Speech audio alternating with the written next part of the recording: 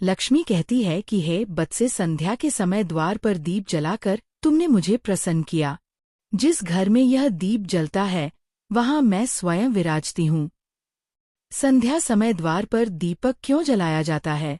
इसके पीछे का रहस्य क्या है और ऐसा करने से किस फल की प्राप्ति होती है?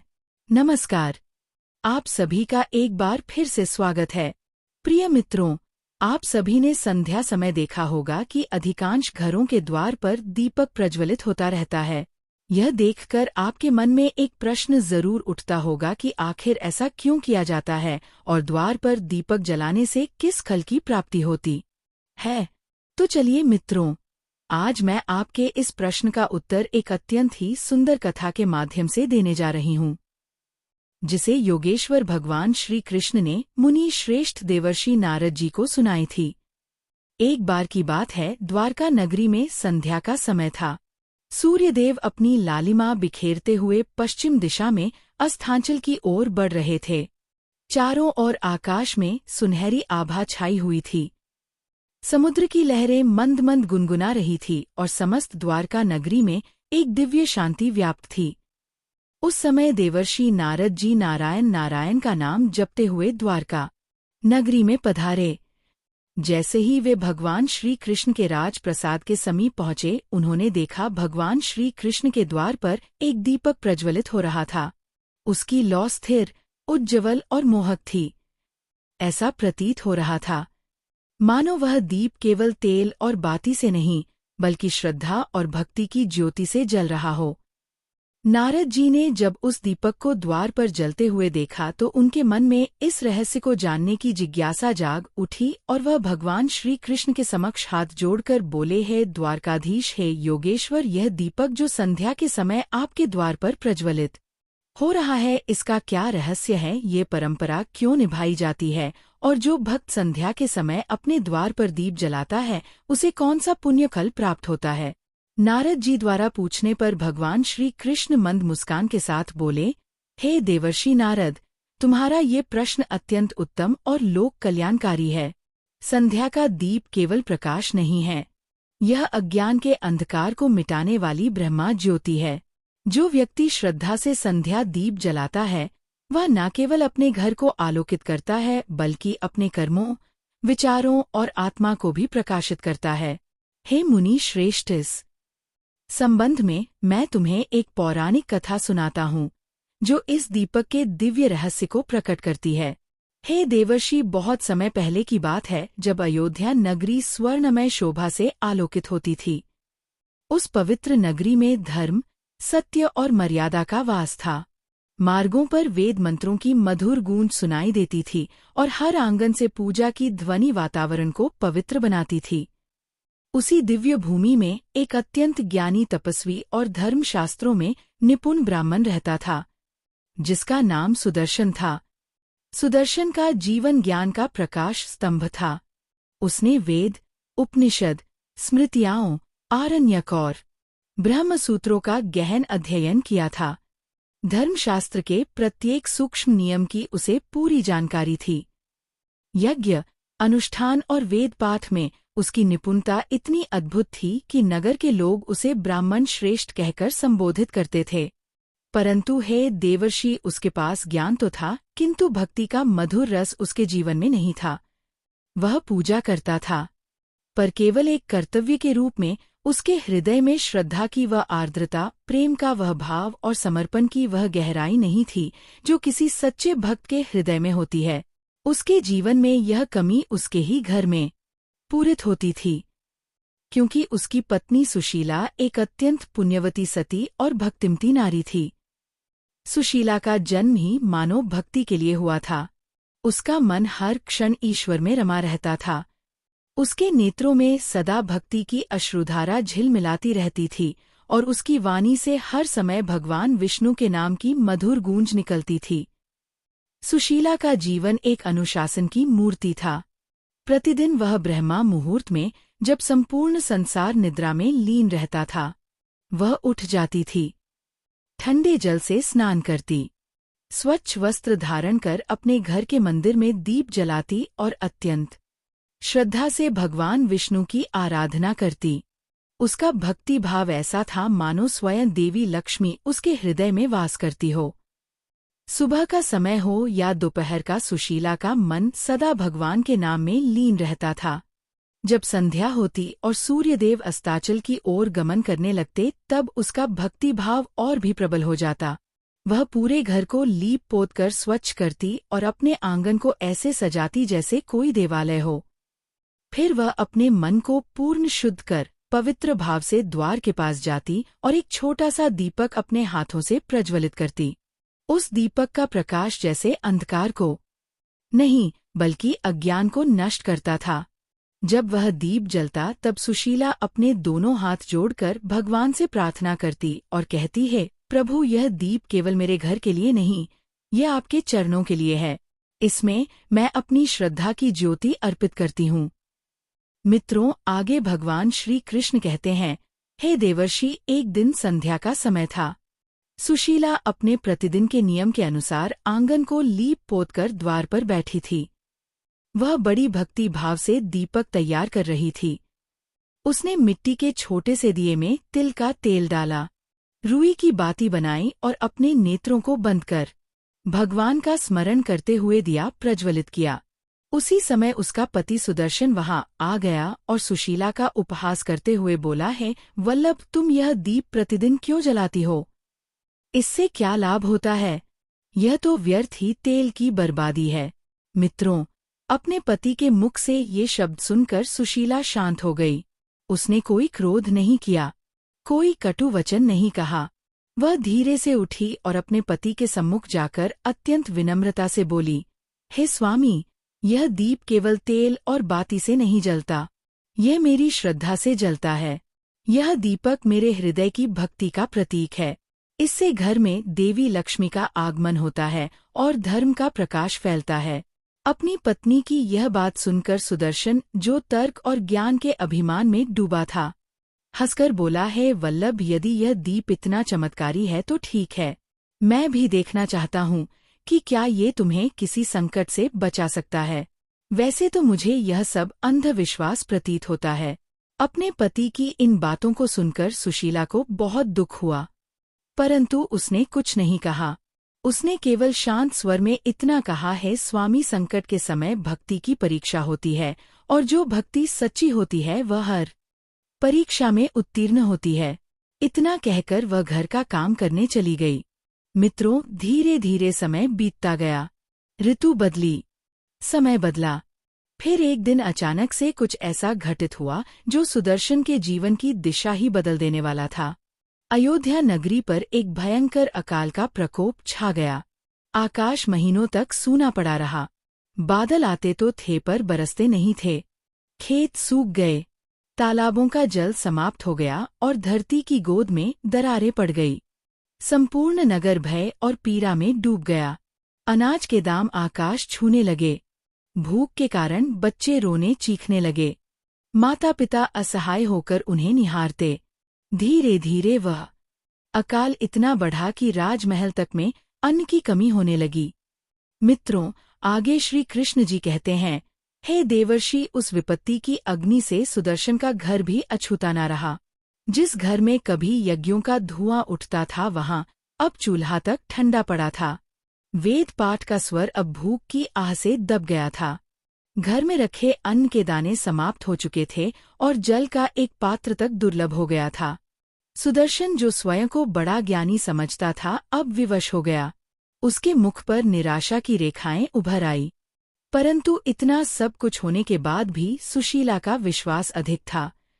उसने अपने प्रभु में विश्वास कभी नहीं छोड़ा। वह भूखी रह लेती थी, परंतु दीपक फिर भी जलाती थी। उसने अपने नेत्रों में आशा की ज्योति रखी और अपने पति से कहा, है स्वामी, यह दीप चाहे कितना ही छोटा हो पर इसका प्रकाश मेरे विश्वास से बड़ा है। जब तक यह दीप जलेगा हमें कुछ नहीं होगा। मित्रों, वह हर संध्या उसी प्रकार द्वार पर दीप प्रज्वलित करती रही। उसके घर में अन्न जल समाप्त हो चुका था। इसके बाद भी वह दीप जलाती थी क्योंकि ईश्वर के प्रति उसका विश्वास अटल था। हे देवर्षि, समय की वह रात बड़ी अद्भुत थी। चारों ओर भयंकर अंधकार फैला हुआ था। आकाश में न तारा झिलमिला रहा था, न चंद्रमा की कोई किरण धरती पर उतर रही थी। दिशाएं मौन थी, वायु थमी हुई थी और अयोध्या की गलियां सूनी पड़ी थी। हर घर में भूख और चिंता का साया था, परंतु सुदर्शन के द्वार पर फिर भी एक दीप जल रहा था। वही संध्या दीप जिसे सुशीला हर दिन जलाती थी। वह दीप उस रात पहले से अधिक उज्ज्वल था। उसकी लौ मानो किसी अदृश्य शक्ति का संकेत दे रही थी। सुशीला उस दीप के सामने बैठी प्रभु का स्मरण कर रही थी। उसके नेत्रों में थकान थी, पर विश्वास की आभा अब भी झिलमिला रही थी। उसके हृदय में बस एक ही भाव था, प्रभु, मेरा दीप आपका प्रतीक है। जब तक यह जलता रहेगा, मेरा मन भी आपके चरणों से जुड़ा रहेगा। वह मन ही मन परमात्मा से प्रार्थना कर ही रही थी कि तभी अचानक से वातावरण में एक अद्भुत परिवर्तन हुआ। दीपक की लौ एकाएक ऊंची उठी और चारों ओर एक दिव्य प्रकाश फैल गया। सुशीला ने चकित होकर इधर-उधर देखा। उसे समझ में नहीं आ रहा था कि उसके साथ क्या हो रहा है। तभी उसकी दृष्टि द्वार पर पड़ी, जहां एक अत्यंत सुंदर, तेजोमयी और दिव्य स्त्री खड़ी थी। उनका रूप ऐसा था कि वर्णन करना कठिन था। उनके वस्त्र स्वर्ण के समान चमक रहे थे। उनके नेत्रों से करुणा की मधुर किरणें निकल रही थी और उनके चरणों के स्पर्श से पृथ्वी पर पुष्प खिल उठे थे। हे देवर्षि, वह कोई साधारण नारी नहीं थी। वह धन की देवी महालक्ष्मी थी, जो समस्त ऐश्वर्य, सौभाग्य और करुणा की अधिष्ठात्री है। देवी लक्ष्मी को देखकर सुशीला का हृदय भक्ति से भर उठा। उसने तुरंत अपने दोनों हाथ जोड़ लिए। उसके नेत्रों से अश्रुधारा बह निकली। वह कुछ बोल भी नहीं पाई, बस श्रद्धा से झुककर देवी के चरणों में गिर पड़ी। लक्ष्मी जी ने करुणा भरी दृष्टि से उसकी ओर देखा और मधुर स्वर में बोली, पुत्री सुशीला, उठो। मैं तुम्हारी भक्ति से अत्यंत प्रसन्न हूँ। तुमने कठिनतम समय में भी अपने नियम को नहीं छोड़ा। जब संसार भय और भूख से डगमगा गया, तब भी तुम्हारे दीप की ज्योति बुझी नहीं। तुम्हारा यह दीप न केवल तुम्हारे घर को बल्कि इस संसार को भी प्रकाशमान करता है। मांगो, तुम्हें क्या वर चाहिए। माता लक्ष्मी के इन वचनों को सुनकर सुशीला ने हाथ जोड़कर कहा, हे माँ, मुझे कोई धन, वैभव या अमूल्य रत्न नहीं चाहिए। मुझे बस इतना वर दो कि मेरे घर का दीप कभी ना बुझे। यह दीप सदा आपके चरणों में जलता रहे। मेरे कुल में सदा धर्म, शांति और सुख का वास बना रहे और किसी भी युग में मेरे वंशज इस दीप की महिमा को भूले नहीं। सुशीला के निश्चल और कोमल स्वभाव को देखकर देवी लक्ष्मी मुस्कुराने लगी। उनके नेत्रों में मातृत्व का तेज और कृपा का सागर उमड़ आया। उन्होंने अपना वृद्ध हस्त सुशीला के मस्तक पर रखा और मधुर वाणी में कहा, तथास्तु पुत्री, तुम्हारे घर में सदा प्रकाश रहेगा। यह दीप कभी नहीं बुझेगा और जो भी मनुष्य संध्या के समय श्रद्धा और भक्ति से दीप प्रज्वलित करेगा, उसके जीवन से दरिद्रता, रोग और भय सदा दूर रहेंगे। उसके घर में सदा मेरा स्थायी निवास होगा और देवता स्वयं उसकी रक्षा करेंगे। यह दीप केवल तेल का नहीं, श्रद्धा का प्रतीक होगा। जो इस दीप को सच्चे भाव से जलाएगा, उसका जीवन आलोकित हो जाएगा। ये कहते ही देवी का स्वर धीरे धीरे मंद होने लगा। उनके चारों ओर का प्रकाश और भी प्रखर हो गया और माता लक्ष्मी अदृश्य हो गई। अब वहां केवल दीपक की लौ जल रही थी, परंतु उस लौ में अब देवी लक्ष्मी का आशीर्वाद झिलमिला रहा था। सुशीला ने अश्रुपूरित आंखों से दीपक की ओर देखा और सिर झुकाकर प्रणाम किया। उसका हृदय शांति और आनंद से भर गया, क्योंकि उस क्षण उसे अनुभव हुआ कि भक्ति कभी व्यर्थ नहीं जाती और सच्ची श्रद्धा स्वयं ईश्वर को प्रकट कर देती है। मित्रों, आगे भगवान श्री कृष्ण नारद जी से कहते हैं, हे देवर्ष, वह संध्या तो सुशीला के लिए जैसे किसी चमत्कार की रात थी। अगले दिन भोर का अरुणोदय हुआ। सुदर्शन की निद्रा खुली और जब उसने नेत्र खोले तो जो दृश्य उसके सामने था, उसे देखकर वह स्तब्ध रह गया। जहां कल तक उसके घर की कोठारें सुनी थी, वहां अब अनाज से भरे बर्तन रखे थे। धान, गेहूं, चावल और खल सब्जियां सुव्यवस्थित रूप से रखी थी। घर के आंगन में मधुर सुगंध फैली हुई थी, मानो वसंत स्वयं वहां उतर आया हो। वातावरण में ऐसी शांति और दिव्यता थी कि हृदय स्वयं ही श्रद्धा से भर उठे। सुदर्शन ने विस्मय से इधर-उधर देखा। उसे कुछ समझ में नहीं आ रहा था। आखिर यह सब हुआ कैसे? वह तुरंत अपनी पत्नी के पास गया और उससे पूछने लगा, हे वल्लभ, यह सब कैसे हुआ? कल तक तो हमारे घर में एक दाना तक नहीं था और आज यहाँ इतना अन्न, इतनी समृद्धि, यह कैसे संभव हुआ? सुशीला के चेहरे पर शांत मुस्कान थी। उसने सहज स्वर में उत्तर दिया, स्वामी, यह किसी मनुष्य का कार्य नहीं। यह उस दीपक की कृपा है जिसे आप व्यर्थ समझते थे।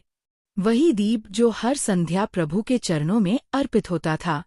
उसी की कृपा से माँ लक्ष्मी स्वयं कल रात यहाँ पधारी थी और उन्होंने आशीर्वाद दिया कि इस घर का दीप कभी ना बुझे, और उनके इस आशीर्वाद के कारण ये सब चमत्कार हुआ है। यह सुनते ही सुदर्शन के नेत्र नम हो गए। उसके भीतर पश्चाताप की अग्नि और भक्ति की लहर एक साथ उठी। वह भाव विह्वल होकर बोला, सच कहा तुमने सुशीले, मैं ज्ञान के अभिमान में अंधकार में जी रहा था और आज इस छोटे से दीप ने मुझे प्रकाश का सच्चा अर्थ सिखाया। मैंने शास्त्रों में बहुत कुछ पढ़ा, पर आज तुम्हारी भक्ति ने मुझे साक्षात धर्म का स्वरूप दिखा दिया। वह पत्नी के चरणों में झुक गया और प्रणाम करते हुए बोला, आज से मैं भी तुम्हारे साथ संध्या दीप जलाऊंगा। ये दीप अब केवल तुम्हारे ही नहीं, बल्कि हम दोनों के जीवन का दीप बनेगा। मित्रों, उस दिन से सुदर्शन और सुशीला दोनों ने संध्या के समय द्वार पर दीप प्रज्वलित करने का नियम बना लिया। दिन बीतते गए और उनके जीवन में सुख, शांति और समृद्धि का प्रवाह लौट आया। उनका घर जहाँ कभी दुख की छाया थी, अब वहाँ भक्ति का प्रकाश फैल गया। धीरे धीरे ये चमत्कार नगर में फैल गया। पड़ोसी उससे पूछते, आखिर ये सब कैसे हुआ? तो सुशीला मुस्कुराकर कहती, संध्या का दीप केवल घर नहीं, हृदय को भी आलोकित करता है। उसकी बातें सुनकर लोग प्रेरित होने लगे और देखते ही देखते अयोध्या की प्रत्येक गृहिणी ने ये संकल्प लिया कि वह भी प्रतिदिन संध्या के समय दीप प्रज्वलित करेगी।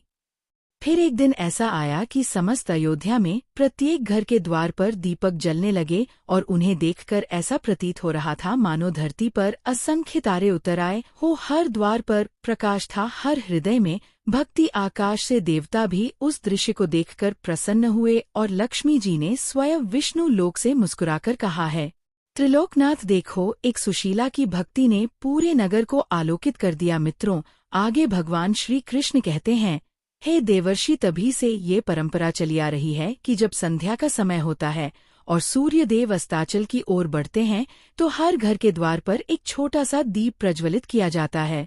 वह दीप केवल प्रकाश का नहीं, श्रद्धा, समर्पण और भक्ति का प्रतीक होता है।